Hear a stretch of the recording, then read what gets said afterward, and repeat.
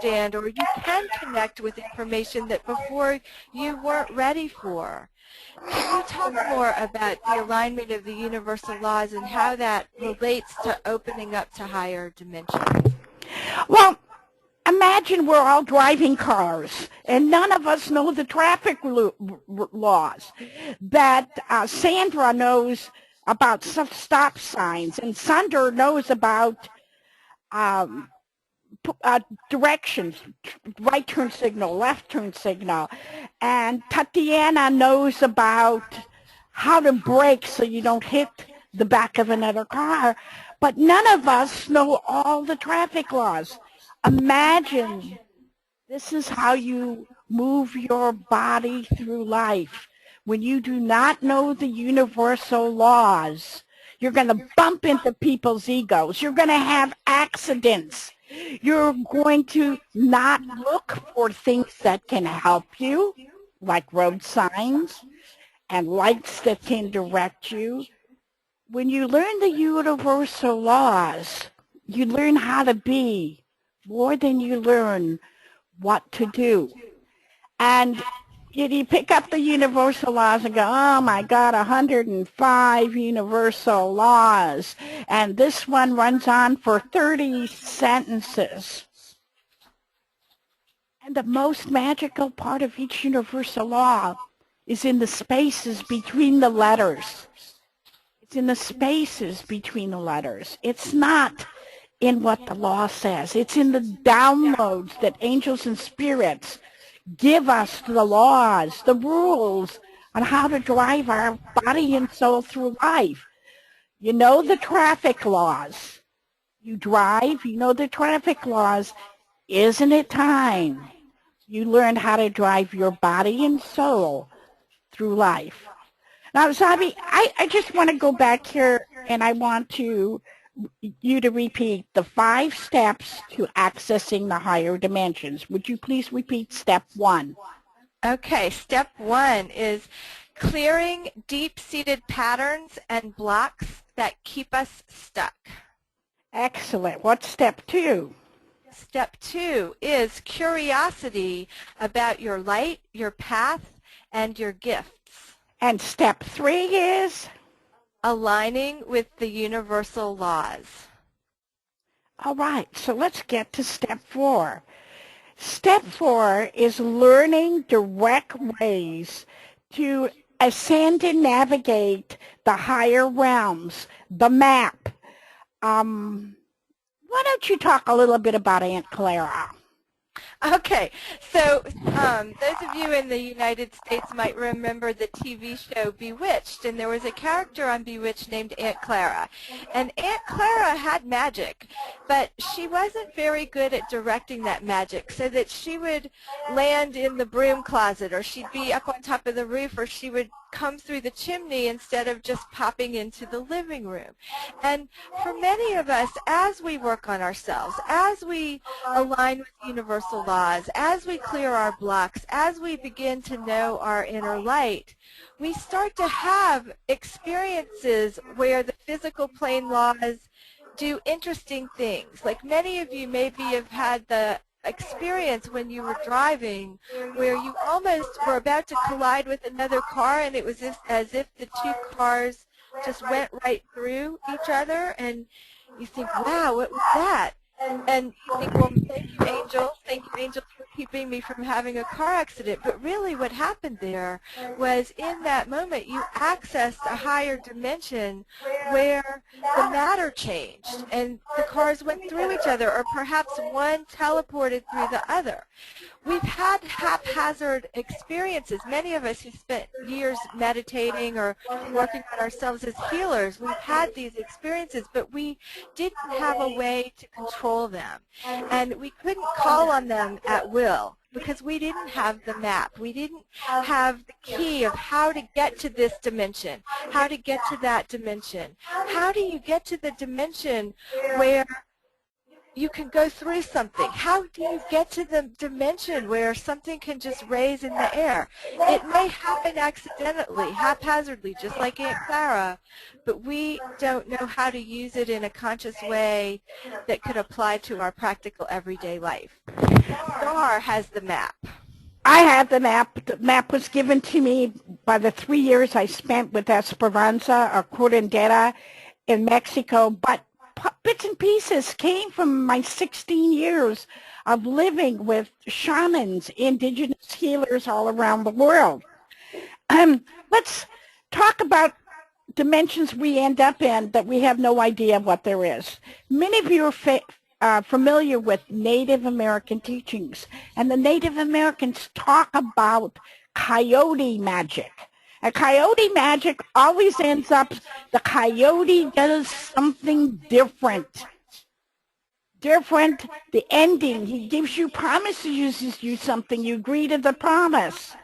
But the promise is twisted and turned. For the first time ever, I'm going to teach the coyote dimensions. And those are the dimensions we accidentally step in. We're going to our job interview. And of course, our keys are lost. We don't have a copy of our resume, and we get stopped because our brake light is out. There are ways we sabotage ourselves, is stepping into the coyote dimensions. But I'm also going to teach you the angel dimensions. And it's the first time I'm going to be teaching this ever. I've known it for a long period of time. I kind of waited till people were ready and right to teach the angel dimensions. And in the angel dimensions, you get a lot of help. You get a lot of help, you get a lot of advice, you get a lot of protection, you get a lot of healing, you get a lot of miracles. So when we're going to be teaching the dimensions, I will be teaching you the dimensions, which are really, really powerful. And then I'm going to teach the coyote dimensions and the angel dimensions. Now, I want to talk to you about one coyote dimension. It's called the pocket dimension. So you have a pocket, about 12 inches long, 8 inches high, and it's right up here, and you can put stuff in it. Esperanza used to make me put a needle and 0-1 thread in it. And I always ended up having to birth the babies. So you put this stuff in a dimension. So when you see a spiritual teacher go, oh, here is a little ruby statue. Oh, here is Babuti. We will actually learn that pocket dimension. Now, maybe 50% of the people can do it, and 50% of the people can't. People who can't do it sometimes eventually get it when they integrate it, and some people just don't get the pocket dimension. But it's very impressive, and it's a lot of bullshit too. It's really, oh, look what I made. I think it'd be easier to go to the 82nd dimension and actually replicate something than put something up in the coyote dimension. And I would like you to learn the real honest way there, and I'd also like you to observe and see ways that things slide in the coyote way, so you're also able to recognize those things. Yeah, that's really important. This is why this is going to be added in the class with the dimensions, is because we have seen people who slip accidentally. It's like they come into the dimensions from an angle and they slip accidentally. So in knowing what to avoid, what not to do, sometimes we have to be aware of it so that we can then choose the higher road, the higher path, which is the focus, the main focus in working with the dimensions, of course, are the higher dimensions. And I've seen people who don't give a shit, people who are assholes, and they slip into an angel dimension. And they're full of service, and they're radiant, and they help that person because the energy's needed right there, not because it's wanted. And they become, and then you see them 2 days later, and they're back in their not so nice dimension. Oh, was this the same person who helped me with that emergency healing where the person was bleeding and I was doing this? And it's not the same person. When you sidestep into other dimensions, your spiritual learning, your light can become, in the diagonal dimensions, it can become strange. Not inappropriate, but strange. But when you do the dimensions that go straight up, which are what we focus on in the dimensional class, everything you think is a miracle, most things you heard in fairy tales, can actually happen. Let's talk about step 5, Zabe. Well, you just mentioned it a minute ago. Step 5, being of service, serving the highest good.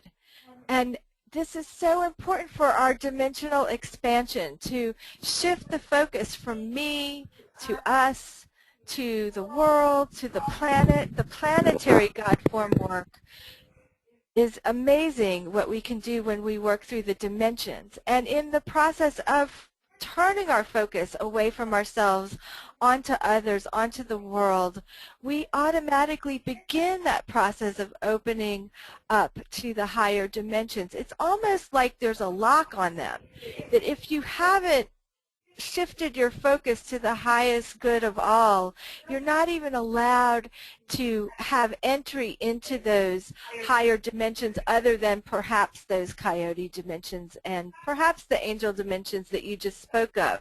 But you're not allowed to sustain that in a way that is of service to yourself or to others. And you have to be a choice. You have to know when to focus on you, when to focus on community, and when to focus on the highest good for the whole planet Earth. It's not about being in any one of those all the time. It's about having the dimensional education, your personal mastery, where you can say, okay, I need to do this right now, and you can do it. I need to do this with the community. I want to do this, and you can do it.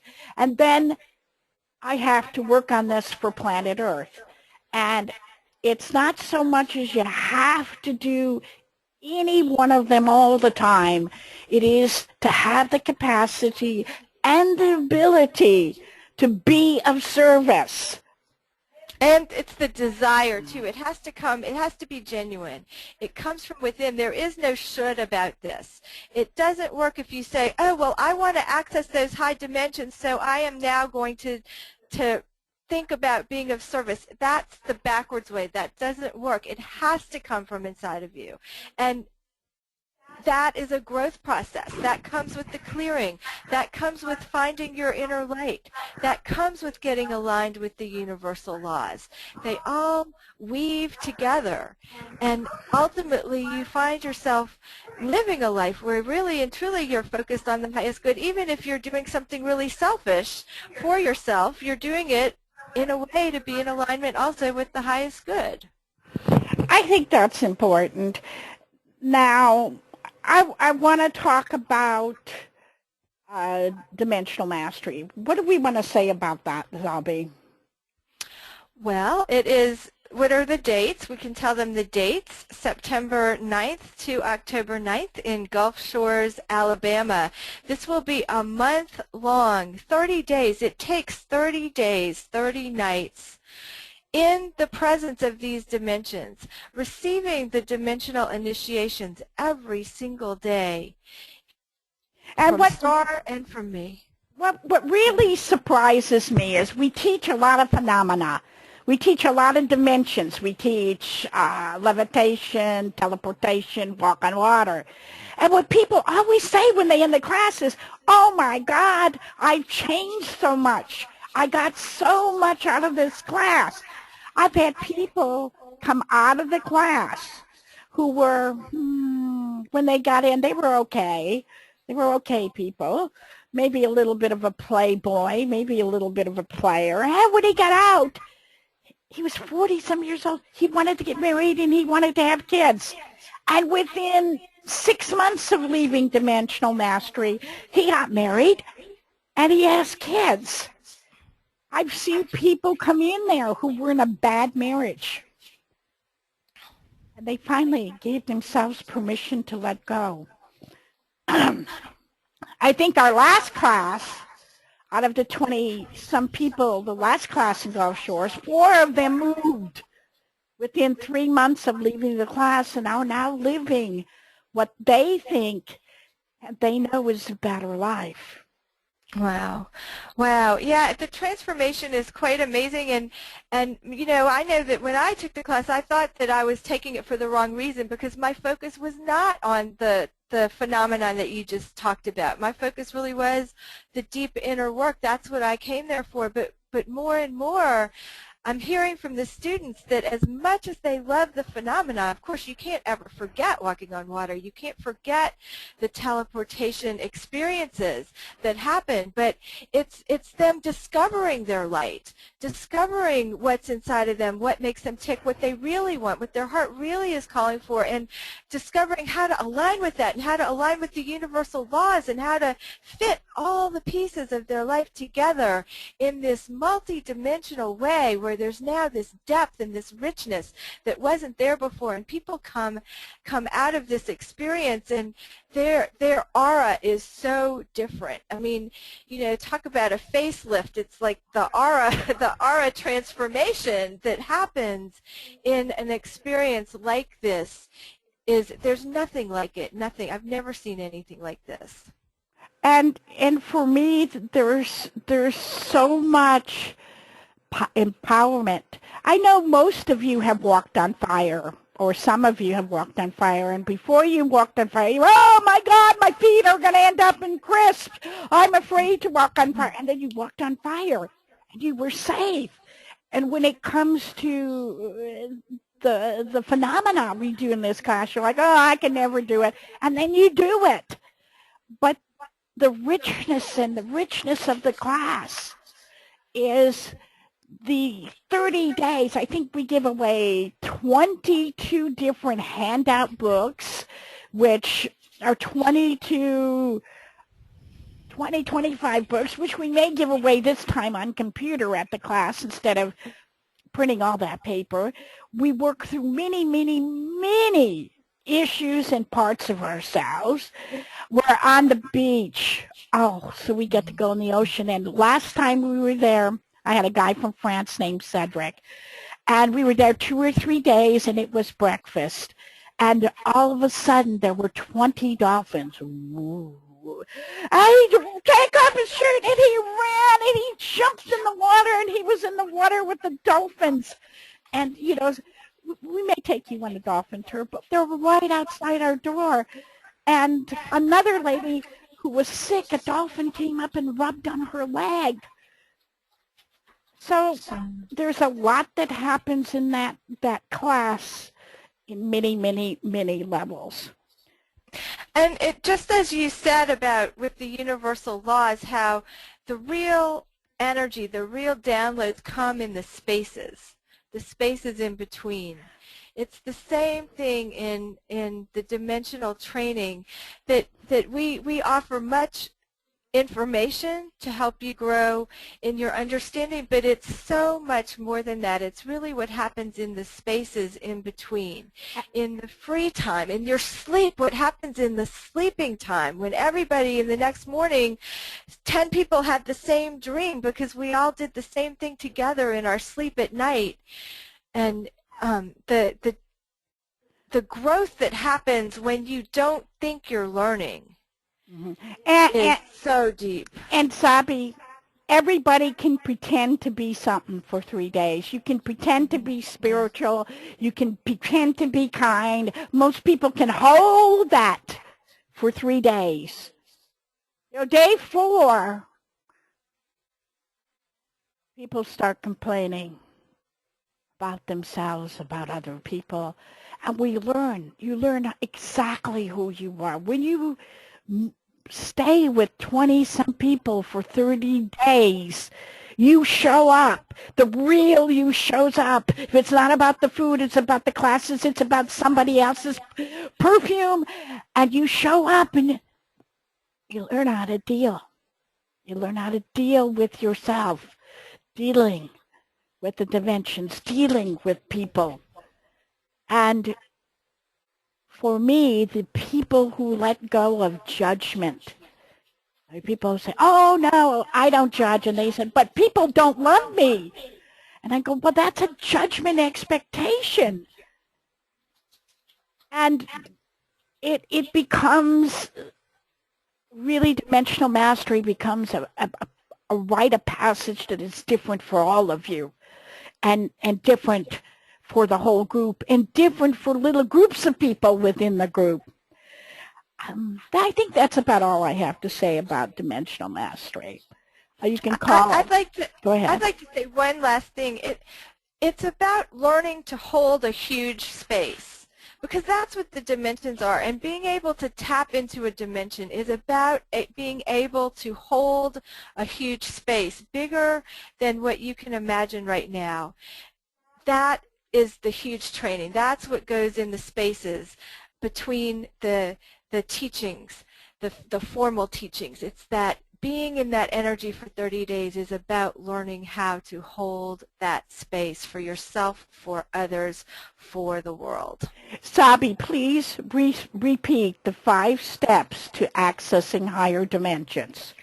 Absolutely. Okay, so step 1, clearing deep-seated patterns and blocks that keep you stuck. Step 2, curiosity about your light, your path, and your gifts. Step 3, aligning with universal laws. Step 4, learning direct ways to access and navigate the higher realms, getting the map, and learning which places not to go. Step 5, being of service, serving the highest good. Excellent. Now, what I think I'd like you to do, Zabe, is we have a dimensional expansion technique, and let me move things around for you here.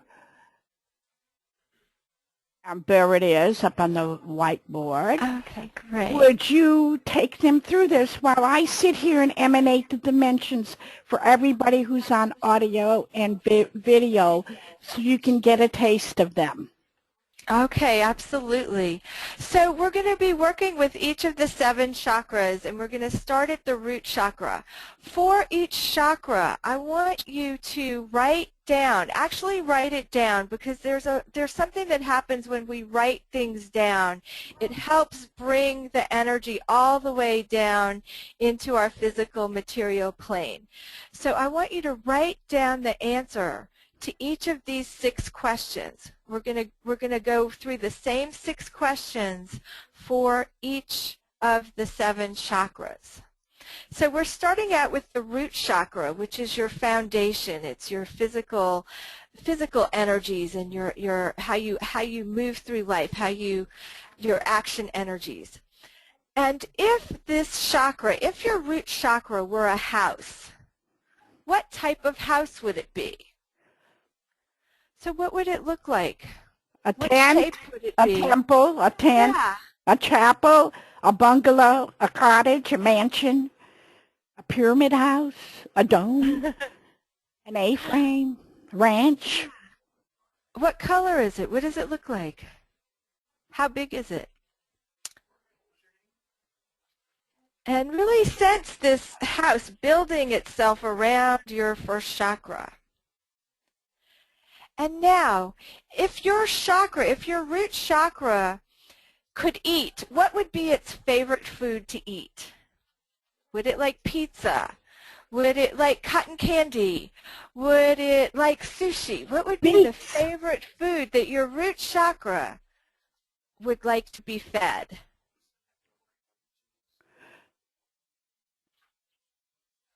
And imagine that food actually being fed to that chakra, that nourishment coming into your chakra. And now the third question for the root chakra. What career would your root chakra choose if it could choose the career that it had, the job that it did? What career? Would it be a doctor? Would it be an artist? Would it be a dancer? Would it be an electrical engineer? Mine would be a messenger. It'd be that person who takes the messages on the bicycles and goes zoom and delivers them. My root chakra would be a messenger. I think my healer would be up higher to the heart or something. And just look through all the things you've done in your life. Because you remember you got 7 careers you're going to write out here. So be appropriate when you choose your career for each chakra, because it shouldn't be the same.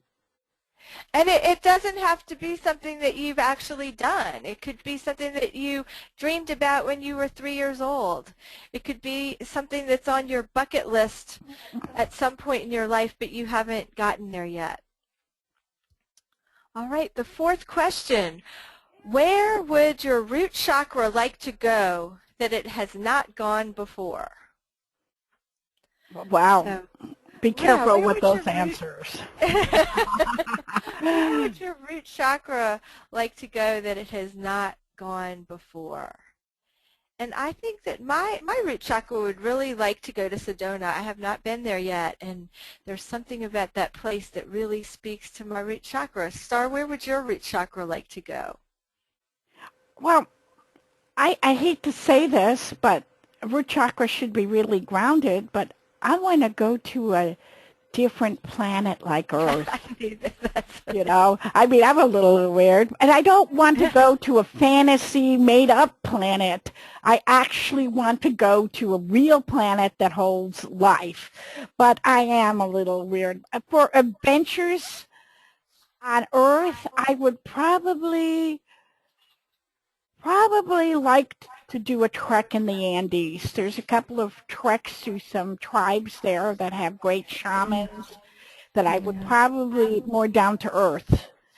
That would be my root chakra. And I think I like the word here. It says, where would your root chakra like to go that it's not gone before? And I like to think of the word adventure when I ask this question to myself and my students. Adventure. Root chakras are very stable. They're grounded. Our heart gets to have adventures. Our third eye gets to have adventures. Our lips and ears get to taste and listen to music. The root chakra has to be grounded into new places. All right, thank you. All right, the fifth question that you're going to ask.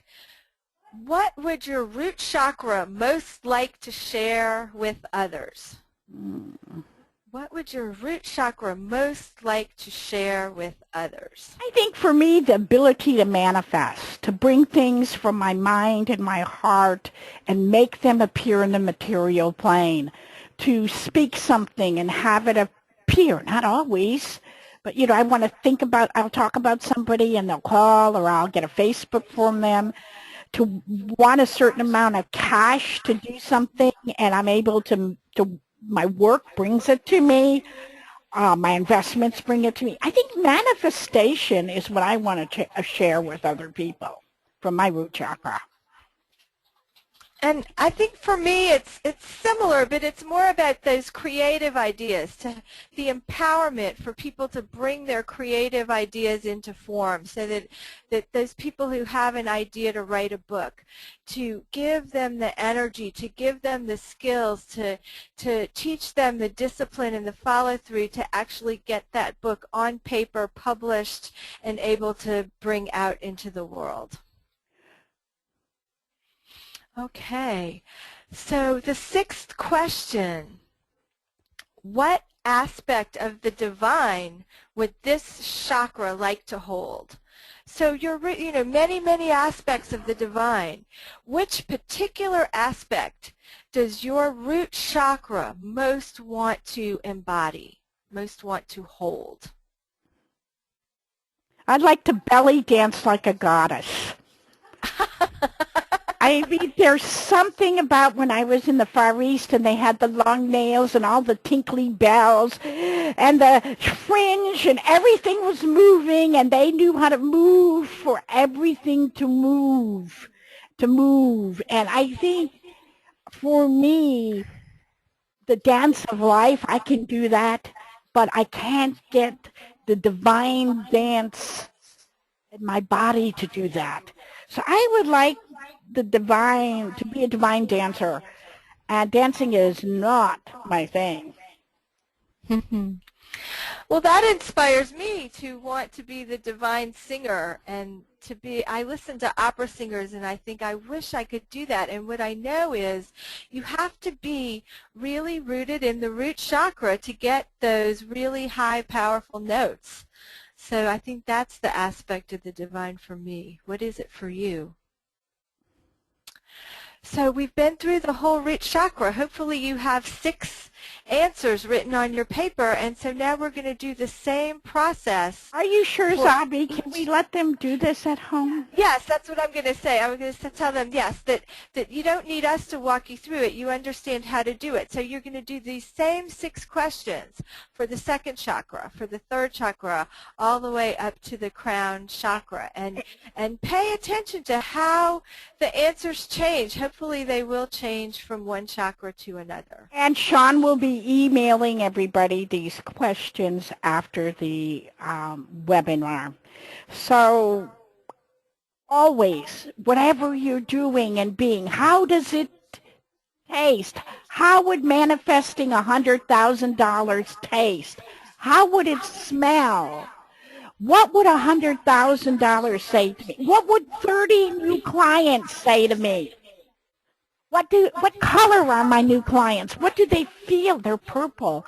What do they feel like? Velvet with holes in it. Uh-oh. Well, I guess I have to help them with the holes. You know, ask yourself in many dimensions when you're going to manifest what taste, sound, look, feel. What would it say to you? When you want to manifest something, you must know aspects about it. You want to manifest a new car. What kind of tree would it be? What kind of herb would it be? What flower essence? Volkswagens are always kind of like smoky quartz to me, you know, and give it aspects of earthliness. So when it manifests fully for you. Okay? Okay, so Zabe, are we ready to take some questions and answers?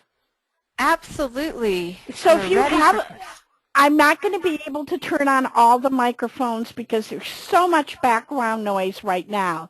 So if you have a question, would you please type it into the question box?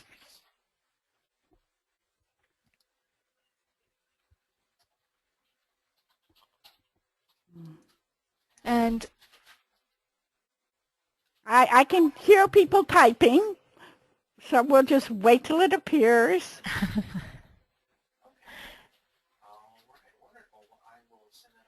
So, is that a question right there? The question is there a way to have the angelic realm protect you from the other realm? Look, some of the dimensions are like a pile of dog shit. You have to be able to see it and be conscious not to step in it. Your angel is not going to say, waste time talking to me saying, Starr, don't step in the dog shit. My angel's going to protect my life. My angel's going to protect my spirit, my heart, my loved ones. So when you ask your angels to protect you from lessons and blessings, they won't. And if it's trivial stuff that you need to learn, they're not going to protect you from it. They will protect your heart. They will protect your love, your soul. They will help you protect your body. Now, angels cannot heal ignorance. So if you don't know you're going into another dimension that's not so good, and you do it through negative thought or through greed, you don't get to these not so good dimensions casually. You get through to them with negative or unconscious intentions. So yes, your angels can protect you, but they won't protect you from a lesson. And I want to follow that up with a question. Why would you want to come at it from an angle? Why would you want to come sideways into this? Come directly through the higher dimensions. That's the more empowered way to do it. Instead of trying to find a shortcut, because that's really your question is asking about a shortcut. You're better than that. You're more powerful than that. So instead, come through the real true process of growing into each dimension one at a time, and that is going to be much better. That's going to serve you much better. What does it take to become activated into some of these other realms? You need to be with a person who knows how to get into those realms. You need to be with somebody who has experience. It's called clot teachings. You can read 100 books on having sex or riding a bicycle, but you don't learn till you have it. So you have to be with a teacher.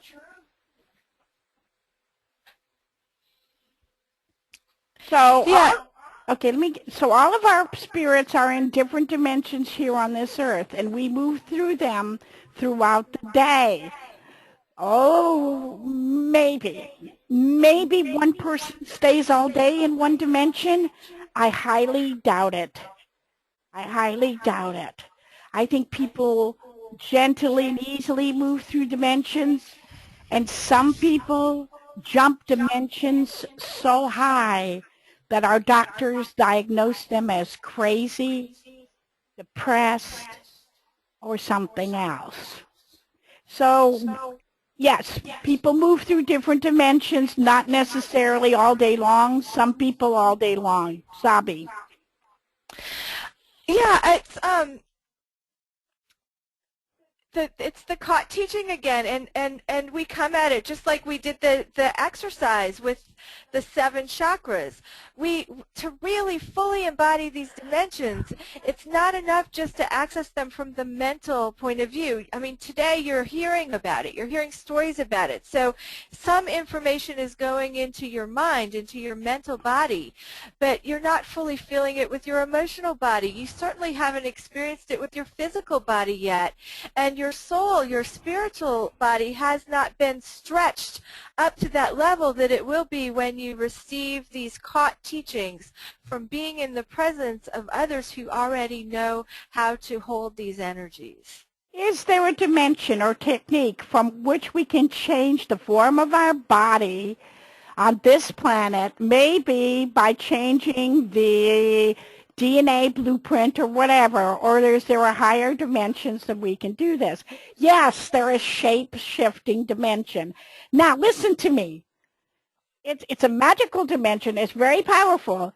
I weigh 200 pounds, and if I shape-shift myself into an owl, I will still weigh 200 pounds and break my little feet. I can be a bear or a cougar or a cow. I can be anything that weighs 200 pounds. You can learn to shape-shift, but you will kill yourself. Now, there is a way to take your spirit, and you can bilocate into a cat. So you see what the cat's seeing, a little kitty cat, a little puppy cat. You can bilocate, be in two places at once. We do have that dimension. You will learn that dimension, but I'm not chasing people all over the planet. So we're not going to teach that. I'm not going to be, oh, help, Starr, I'm in Argentina. I bilocated and I can't get back. We will teach you the dimensions. We will to do that, but we are not actually teaching you how to do that. You will have to go and develop it. And there is a shape-shifting way to be. And shape-shifters shift shapes because they don't want to get caught. They want to spy. They want to know about nature. You got to watch your intentions with shape-shifting. Now, there's another dimension, though, that also goes along with this question, and that is the invisibility dimension. And that's another way to change the form. And the first time I witnessed Starr do it, she told us, she said, pay attention, I'm going to make my head disappear. And we all watched, and sure enough, she made her head disappear, and then she made it reappear, and then she said, you do it. And then one day I was teaching this to my students, and I was teaching them how to make their hands disappear. And all of a sudden we looked over at one of the girls in the class, and her whole midsection was gone. And it was like her head was floating up here, and her legs were down here, and there was nothing in between. And I had guests who had never experienced any of this work before that had been invited to participate, and I think it freaked them out just a little bit, but it also opened them up to these possibilities of what can happen. And what I love about the invisibility dimension is the healing that comes with it, because there is a healing that comes with that one, where the shape-shifting, there's not such a healing application, but with the invisibility dimension, as Starr once explained to me, when we go invisible and then come back, disease can disappear. The disease can become invisible, and when we come back healed, and often the disease remains gone. And so that, I think, is a much better way of working with dimensions than the shape-shifting. And Tori, to answer your question, can you change the size of your nose, and can you change the color of your eyes? Probably yes. Could you sustain that for 8 hours a day? I don't think I've ever met a person who could change the color of their eyes and sustain it, change their nose and sustain it. Tori, that could be easily taught for you to do. Maybe after a year of practice, you could hold it for 35 minutes. Maybe this isn't my strength to shape shift and make my breast bigger or littler. I have not focused on that. I do know the dimension and how to do this. It is something that I'm not good at. But then again, I was never good at healing bones, and I taught Russell Burke to heal bones, and he's one of the best bone healers we have. Okay, Brenda, is there a dimension where we can put toxins or bacteria, and especially excess fat, so it will not come back for a year later? Unfortunately, the dimension does not consider fat a trash. Your body fat is there to keep you warm. It won't do that. Yes, there is a dimension you can stick toxic fluids from your gallbladder, some stuff from your liver, but it has to not belong to your body. So for cancer, it's really good. It will make it disappear, fall out of the body 70% of the time. But stuff like fat, there's bacteria and viruses that live in your intestine that help you to digest food. Yes, there is a dimension, but unfortunately, no, we can't lose 100 pounds by sticking our fat into another dimension. Let's see, and we have one more. Stig, I sometimes time travel unconsciously. Don't I need to be more grounded before I do this? Stig, you have not taken the time travel class yet. You have picked it up from being in my presence. I strongly suggest that you stay in now, that you stay in today, because when you come back, you're going to be all frazzled. Your consciousness won't know, did this happen? Was this a dream? Etc., etc. Please remember that I once made you write a paper, and the paper was 101 ways to stay grounded. Find it and read it again. And get a watch. That's good. Love to you, Stig. All right. Does anybody have any other questions? Okay, Sean will be sending out your handout. The Dimensional Mastery class is this year, and Zabe and I would be glad to talk to you about it. And maybe even we can give you the number of some of the students who have been in it, who would be glad to talk to you about their walking on water, their teleportation, their having their phenomena that they had. All right. So Zabe, one last time, would you please run through the 5 steps to accessing higher dimensions? Okay. Step 1, clearing deep-seated patterns and blocks that keep us stuck. Step 2, curiosity about your light, your path, and your gifts. Step 3, aligning with the universal laws. Step 4, learning direct ways to access and navigate the higher realms, getting the map. And step 5, being of service, serving the highest good of all. And I would like to say, if this talk about the dimensions, if the previous videos and this video, all 3 of them, have sparked in you a desire to open to these levels, I want you to know that you can. It's absolutely possible, and I want you to hold on to that. Don't look at the circumstances of your life and start making excuses of why you can't. Open up to, yes, I can. And do the exercise that we gave you today with the 6 questions for each chakra in relation to that goal of receiving this training. And talk to us. Call me. Call Starr. We will happily support you. We work with you in night school to help you manifest once you commit. Because Starr said you got to commit. That's the big piece, is commit. Once you commit, we work with you. We do it together.